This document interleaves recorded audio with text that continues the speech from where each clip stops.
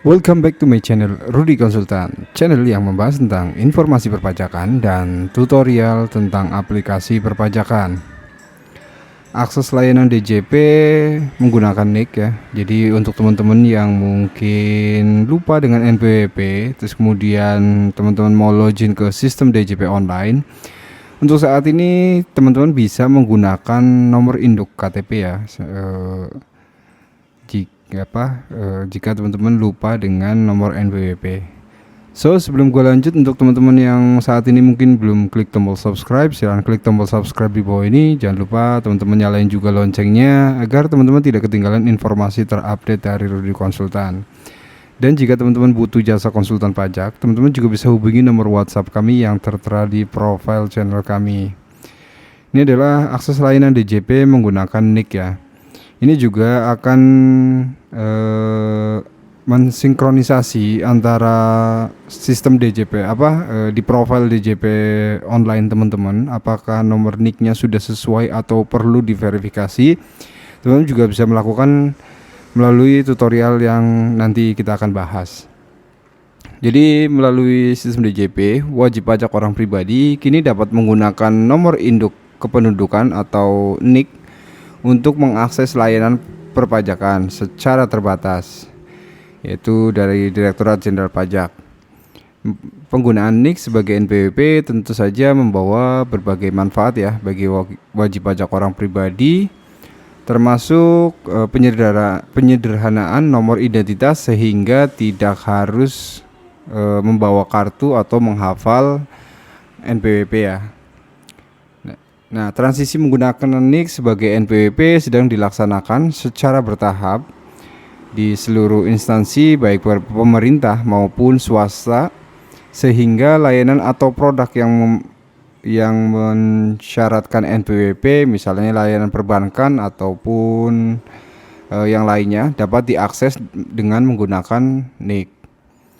Pemanfaatan NIK sebagai nomor identitas perpajakan juga akan semakin memudahkan bagi wajib pajak orang pribadi dalam melaksanakan administrasi perpajakan, seperti pengisian nomor bukti potong atau faktur pajak untuk orang pribadi ya yang memiliki NIK dilakukan dengan menggunakan NIK. Jadi tidak perlu menggunakan NPWP. Jadi misalnya teman-teman ketika ada pembeli terus kemudian dia tidak membawa NPWP, nantinya bisa menggunakan NIK ya. Nah, dengan sejumlah pemanfaatan di atas, mari kita simak caranya dan melakukan pemutakhiran mandiri data wajib pajak agar dapat mulai menggunakan NIK untuk mengakses layanan DJP online. Jadi untuk teman-teman sebelum bisa masuk menggunakan NIK, pastikan dulu ya teman-teman NIK tersebut sudah terverifikasi di sistem DJP. Nah, itu untuk step by stepnya, yaitu untuk hal yang pertama yang perlu teman-teman lakukan adalah login melalui sistem DJP online melalui www.pajak.go.id, yaitu menggunakan NPWP ya. Untuk pas awal menggunakan NPWP dan masukin passwordnya ya, password DJP online-nya seperti yang terlihat di gambar ini, yaitu untuk yang di atas ini teman-teman masukin NPWP seperti biasa, seperti login di sistem DJP seperti biasanya, terus kemudian password, terus kemudian masukkan kode CAPTCHA ya yang di sini yang warnanya biru, terus kemudian silakan teman-teman login ya. Setelah masuk ke menu login, teman-teman bisa masuk ke menu profile.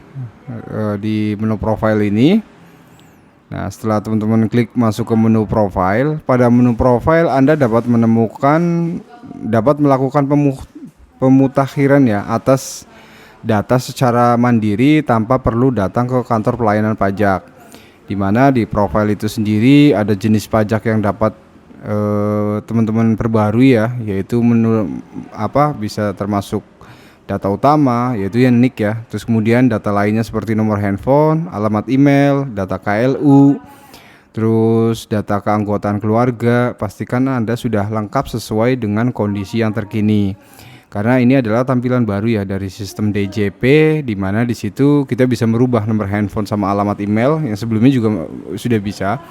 Terus kemudian sekarang ada penambahan yaitu data anggota keluarga yang mana fungsinya ketika teman-teman update di situ, misalnya tahun kemarin teman-teman punya statusnya kawin anak 2, terus kemudian sekarang kawin anak 3, teman-teman bisa menambahkan nick atas penambahan anggota keluarganya ya. Jadi di situ. Terus kemudian di sini akan ada tampilan ya, ada 4 data utama, terus kemudian data lain, data KLU, anggota keluarga, dan info perpajakan. Nah ini adalah anggota keluarga yang teman-teman bisa jika mau ditambahkan, atau mungkin data KLU ya, misalnya teman-teman tadinya sifatnya karyawan, terus kemudian sekarang pekerja bebas, nanti di data KLU teman-teman bisa rubah di situ.